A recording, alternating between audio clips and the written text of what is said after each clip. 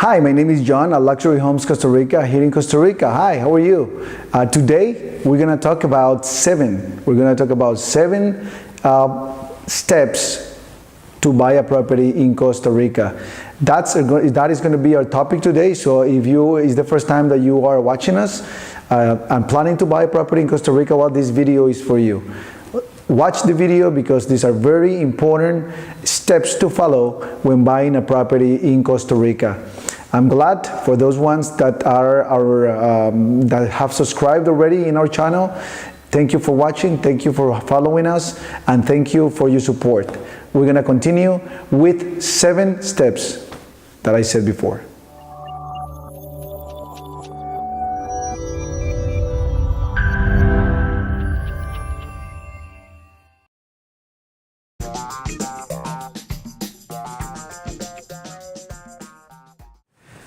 Okay, so now to start with the first step, if you are new here, please consider subscribing to our channel and hit like if you like it. Also, if you want to be aware of our news and new videos and stuff, just hit the bell and the system is going to be announcing our new videos. We post videos 3 times a week. We post videos Monday, Wednesday, and Saturday. Sometimes we do more, but basically what we do is we post videos, new properties and new recommendations and all that's all related with Costa Rica real estate. We post it weekly. All right, so we're gonna go with our first step when you're buying a property in Costa Rica. What do you have to do first when you already found the property that you like? What are you gonna do when you already saw the property that you really want to buy? Okay, the first thing you have to do is this. Talk to your real estate agent, okay, first to present a formal offer. How do you present a formal offer? Well, you present a formal offer with a letter of intent. It's not a legal document yet. It's just a formal way to tell the seller that you really you are seriously interested in buying this property. So what are you going to include in the letter of intent?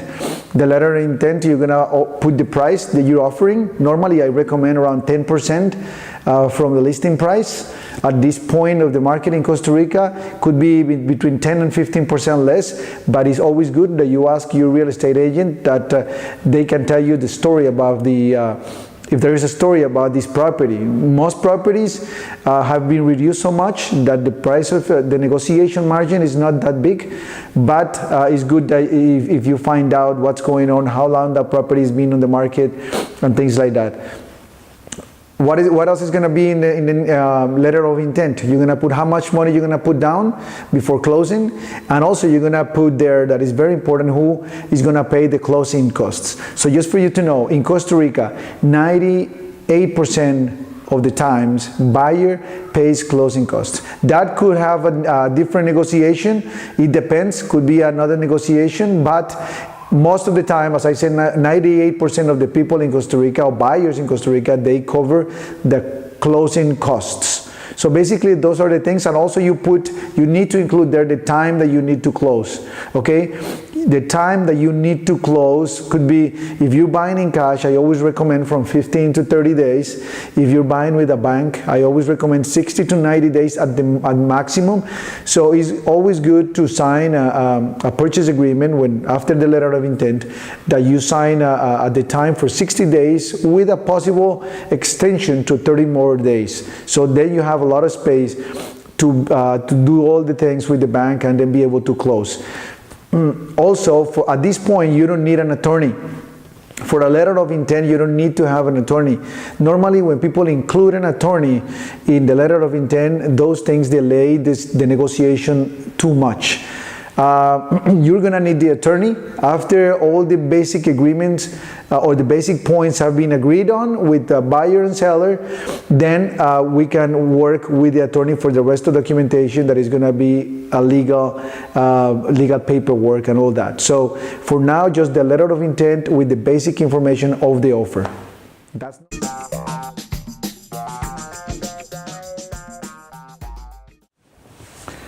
okay, now we're going to talk about point number 2.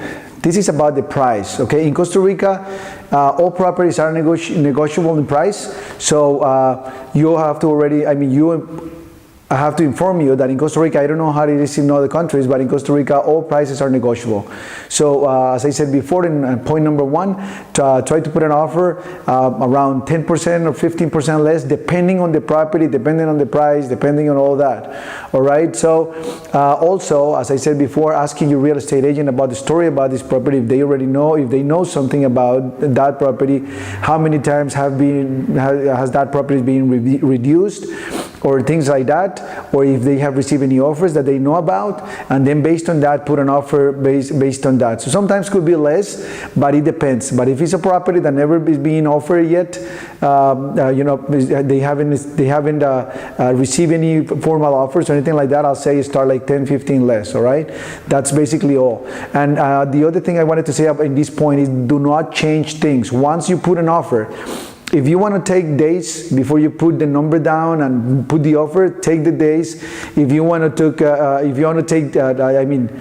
3, 4 days, 1 week, that I would say the most, just take the time, make your numbers and stuff like that, because it's not good that after you put an offer, you change the numbers. Okay, in this point is very sensitive, and I imagine it's very sensitive in any negotiation in the world, because it's going to be your word as a buyer. You're going to say what you can do and what are you willing to do to buy that property, and if you have the funds to buy that property. So basically what you have to do is this: do not change things. Think about it, talk to your wife, talk to your family, and then put the offer, okay? Do not change the things in price, in money that you're gonna put down, and basically the 2 things are the most sensitive ones. You can work with the time, and you can work in different other details, but basically the purchase price, how much money are you gonna put down, are the most sensitive ones, okay? That's point number 2.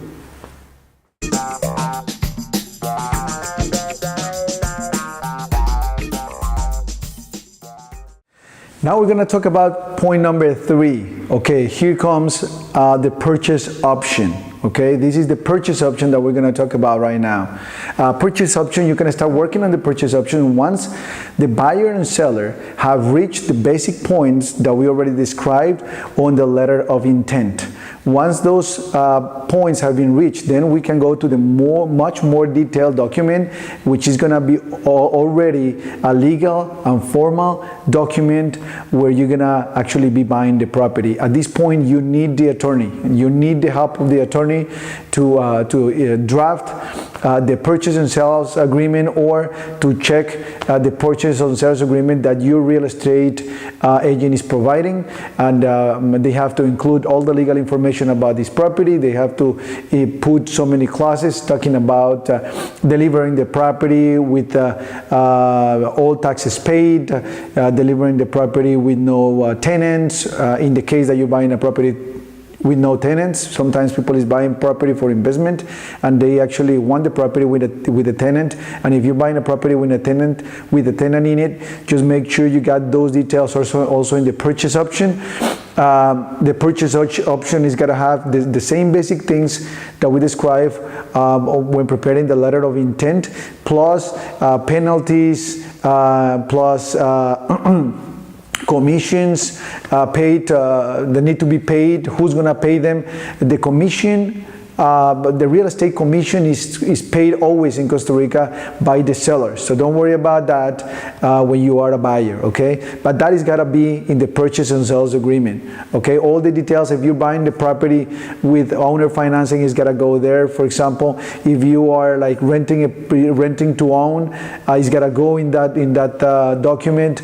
You have to also include who's going to pay the attorney fees, who's going to pay the closing fees, the time. You're going to have to include what is going to be included in the price. Sometimes some properties are including all the things in the house, some furniture, things like that. Also make sure as a seller you include a clause there that you're selling the property as it was sold by the buyer, so the buyer is clear, and you as a buyer also should know that if you're buying a property, unless you negotiated since the beginning, you're buying the property as you saw it. They're not going to give you any improvements or anything like that. Okay, so make sure all that is clear before signing the purchase and sales agreement. Normally in Costa Rica, when an attorney is fast enough, it's going to take probably 3-4 days to have a purchase and sales agreement ready and then sign it by all parties.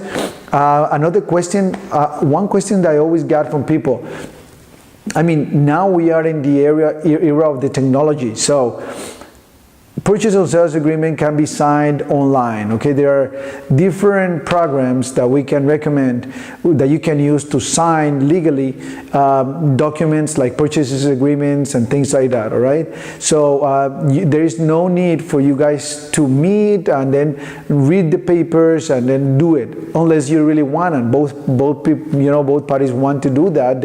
I mean, it's not an issue or anything like that, but it is not need. Your attorney is going to be, before signing this purchase and sales agreement, your attorney is going to have a little time to check the status, the legal status of the property, because anyway, in the purchase agreement, there's going to be a time, there's going to be a period of time for the due diligence period where your attorney is going to be able to dig much more into the title of the property and see if the property is clear of any legal or possible situations that the property could have. So at this point, having a good attorney is sensitive. I have a video about how to find a good attorney for real estate purchases in Costa Rica, and you can look for that in our videos, in our playlist, and you're going to be able to watch that. All right, so that's point number 3.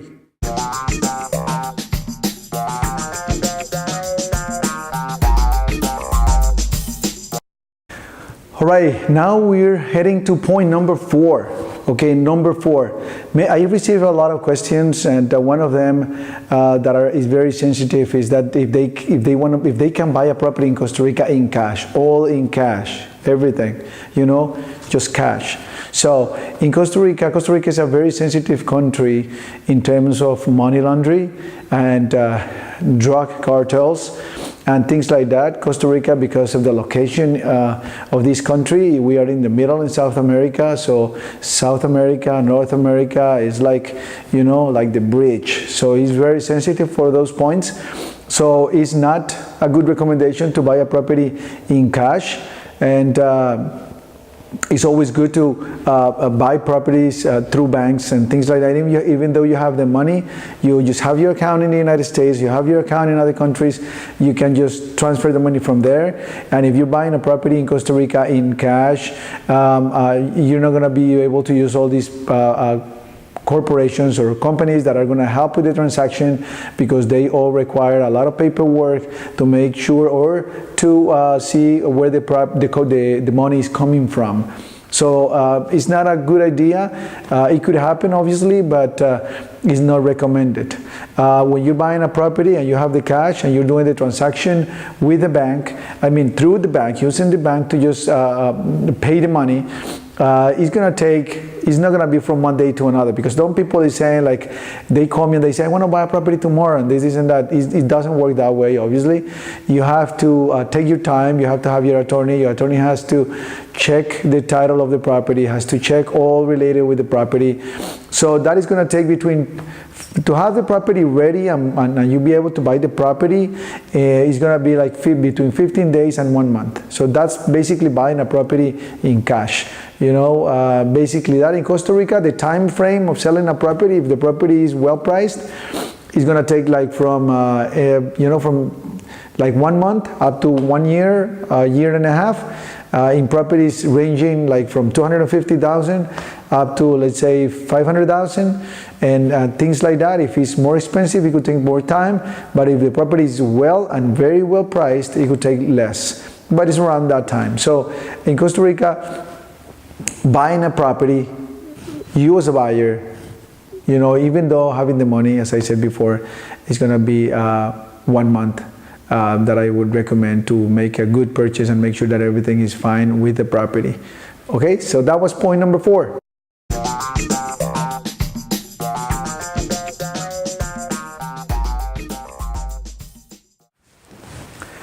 Okay, now we're going to talk about point number 5, and I have included in this point about the due diligence period included in the purchase and sales agreement that we were talking about.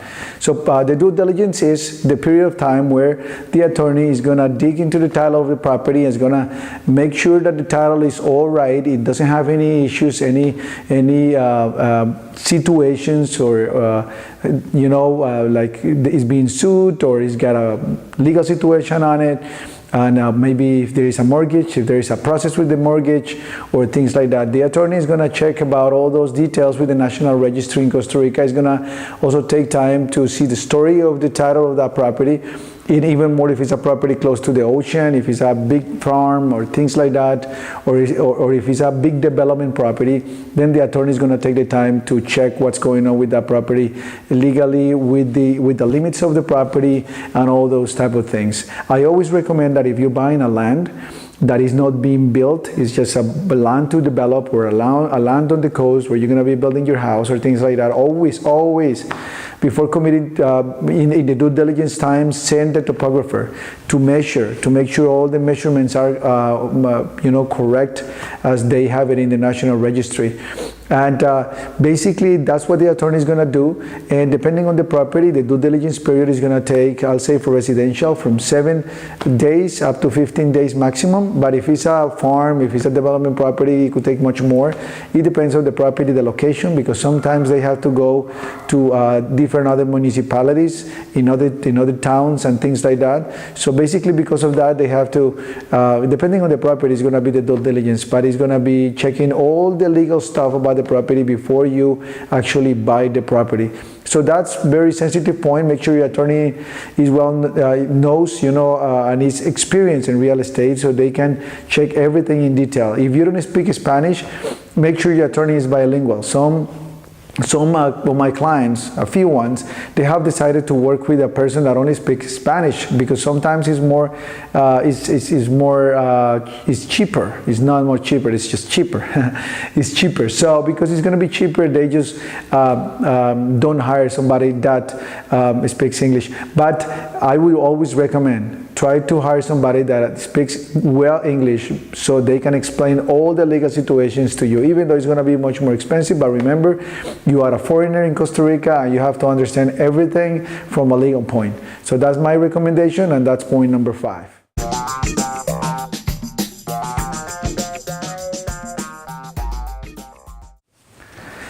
Now we're going to talk about point number 6.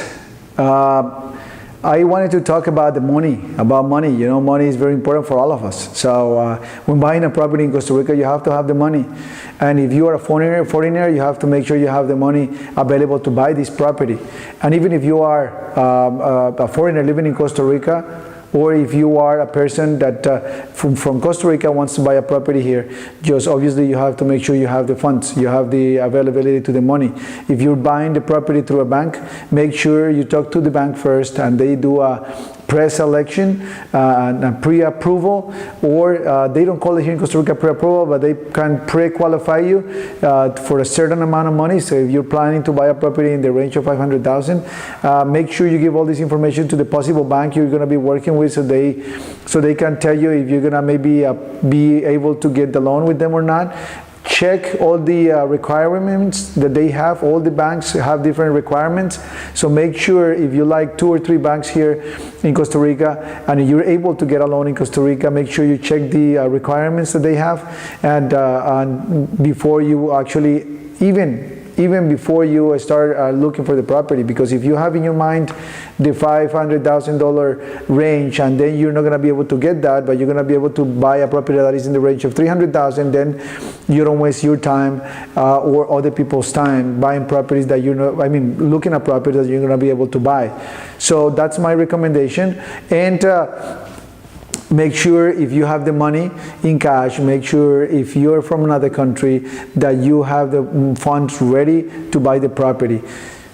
It's not very important to have the entire funds ready, but at least if you're buying a property in the range of $1 million, let's say, in any transaction you have to put at least 10 to 20, between 10 and 20% down as a down payment to buy this property. So in a $1 million home, you're going to have to put $200,000 down, $100,000 down, and so forth. So it depends on that, but you're going to have the money ready to put the down payment and all that, and continue with the negotiation.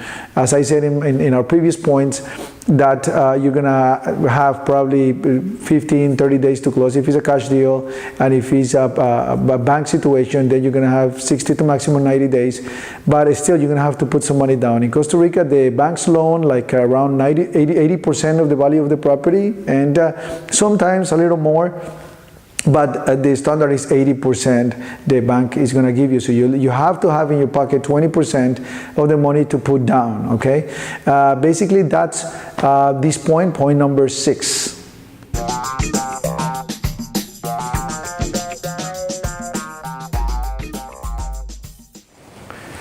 Okay, at this point we're going to talk about the last point. It's point number 7, and this one has a different other sub-points.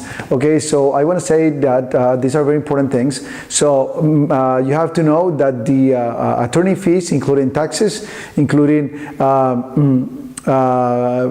their fees, and also taxes for everything when buying a property in Costa Rica, is 3.75% from the purchase value of the property. 3.75%, okay? That's basically the cost that you're going to have as a buyer, okay? Also, another point, very important, when you're buying a property, when all these things have happened already, the due diligence period, all those things that we already spoke about, make sure all documents have been reviewed for buyer's attorney, seller's attorney, and everybody involved. So you guys go to the closing table and everybody already know what they're going to be signing. All they have to do is just read it, and they don't have to change sensitive points, or they don't have to change one thing or another, all right? Because we want to get to the closing table and be able to close the deal. You want to buy the house you want, the seller wants to sell the house they have to sell, and the real estate agents, they want to collect also their money for their job. So make sure everybody has read already all the documents, they have approved it by email, and everybody is ready. If you're buying the property with a title company, they're gonna make the payments. Make sure you also read the closing statement, where they're gonna describe all the payments that they're gonna be handling, and who's gonna be paying the attorney, how much is gonna be paid to the attorney, to the real estate agents, also the title company fee, and all those things are very important to have them ready as well. And if you're buying in cash, just make sure you ask the seller the names that you have to use for the cashier's check, because you have to bring cashier's checks to the closing table under the names of the people that the seller is gonna tell you. Also, your attorney is gonna help you with that, because a seller cannot tell you bring a check from under my aunt's name or something like that, because legally he's not gonna have a backup in case of a situation. So just talk to your attorney about that. And normally what they can do is just they have to tell you to issue a check under the names of the people or corporations that are the owners or are shareholders of the corporation that is selling the property to you in that case. Also, they're going to be able to authorize to bring a check for the real estate commission, and also bring a check or a payment for any other fees that could be involved, maybe and that maybe are pending. So basically that's it. Make sure about those points, and you're gonna be fine closing the deal at the end of the day at the closing table, and nobody's gonna be bringing new stuff to the table and then delaying the closing and plans for everybody. So that's basically all. If you enjoyed this video, please hit the like button. If you want to stick with us and be aware of all the videos that we're going to be preparing, just subscribe. Please consider subscribing and share it. If you think somebody, any friend, relative, or anybody is planning to come to Costa Rica, invest, or start new businesses in Costa Rica or anything like that, we are experts and we can help. And at the same time, we're going to have a lot of videos to teach. And remember, in Luxury Homes Costa Rica, our goal is to help people buy better in this beautiful country. Thank you, and I'll see you next time. Have a great day.